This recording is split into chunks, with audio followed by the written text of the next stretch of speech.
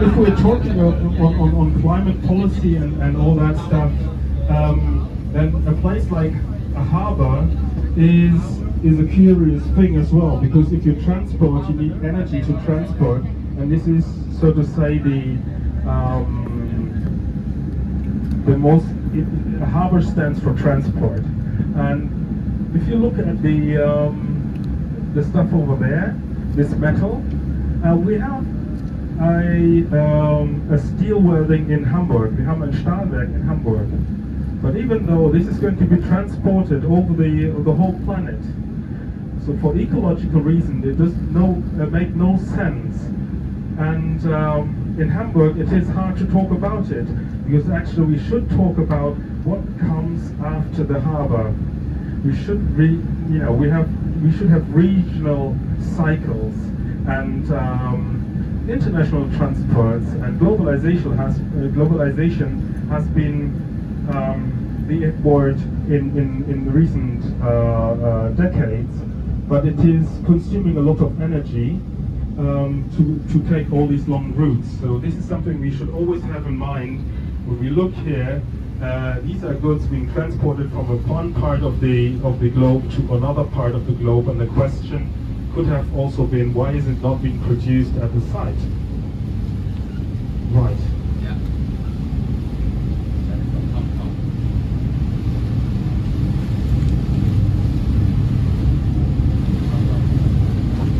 Well, the harbor of Hamburg is the third biggest in Europe, and a lot of containers are not being transported by land, but also from ship to ship. The special role of the Hamburg harbor is to take all the goods to the Baltic area, like Poland and Lithuania. This area, there's not a single harbor with this kind of infrastructure. You cannot unload these ships in the whole Baltic area. So you could also say, why do we have 3 big harbors in Europe, or actually 4 with Bremerhaven? This is the special role and the historic role to take the goods from these ships to smaller ones. We're going to see smaller ones, and then they are going to the Baltic area. They're taking the Kiel Canal and go to the Baltic area. We have a Müllverbrennungsanlage.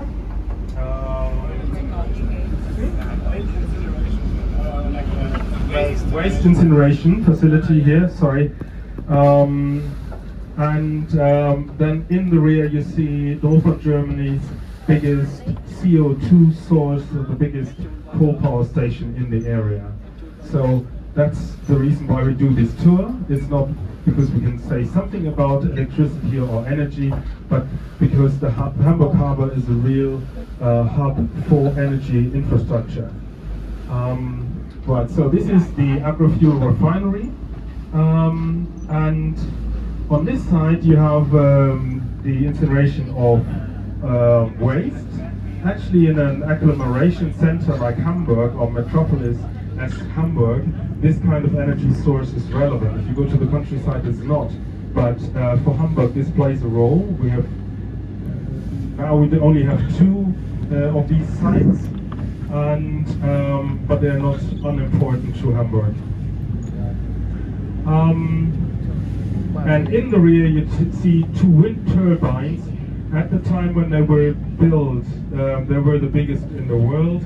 They provide electricity for about 6,000 households each. So this is the end. If they're running, it's for 12,000 households. And you see over there, the smaller ones, they're about 2,500 households each.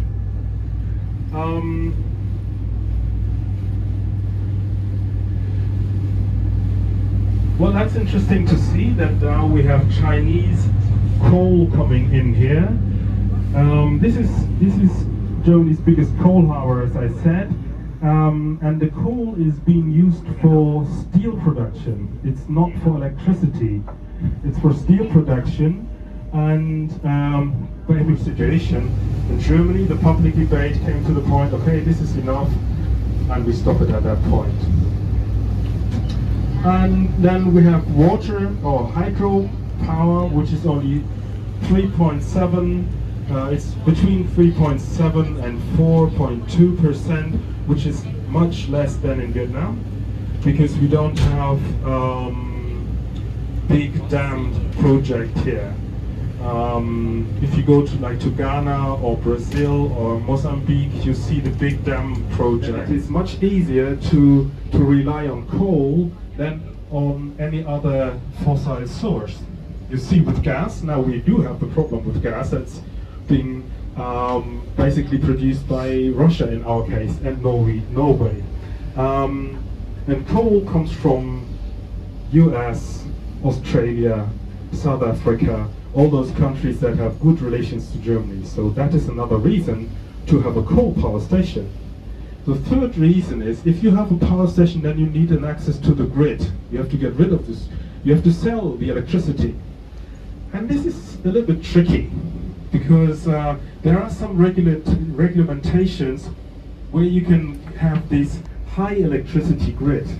We don't have it, you just cannot build a power station and say, could you please build a grid? We have a grid. So at this place, there was in earlier times there already was a power station.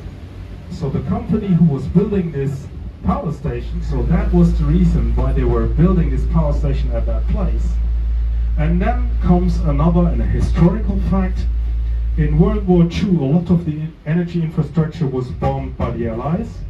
And after World War II, most of the electricity and infrastructure was rebuilt in the 50s and 60s.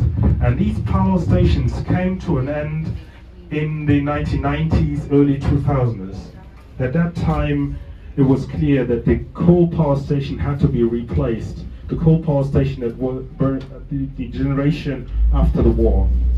So in all of Germany, we had a run on, there were about 27 coal power stations are going to be built, but it was clear that there are like 10 power stations going to be built to replace the old ones. And if you're fast, then you can be successful. And that was the place, because they had the site, they owned the site, they had access to the grid, they had easy access to the coal, and that was the reason why they built it. And it has nothing to do with CO2 emissions. It didn't play any role in this decision. The company Vattenfall, which is a Swedish company, in Sweden it has an image of it being producing clean energy like waterfall, Vattenfall. Yeah, it was a major success of the Swedish climate movement to transport the images from these power stations to Sweden, and then the Swedish population said, oh no, we don't want to have our state company to do things like that. Greta Thunberg has been here, for example.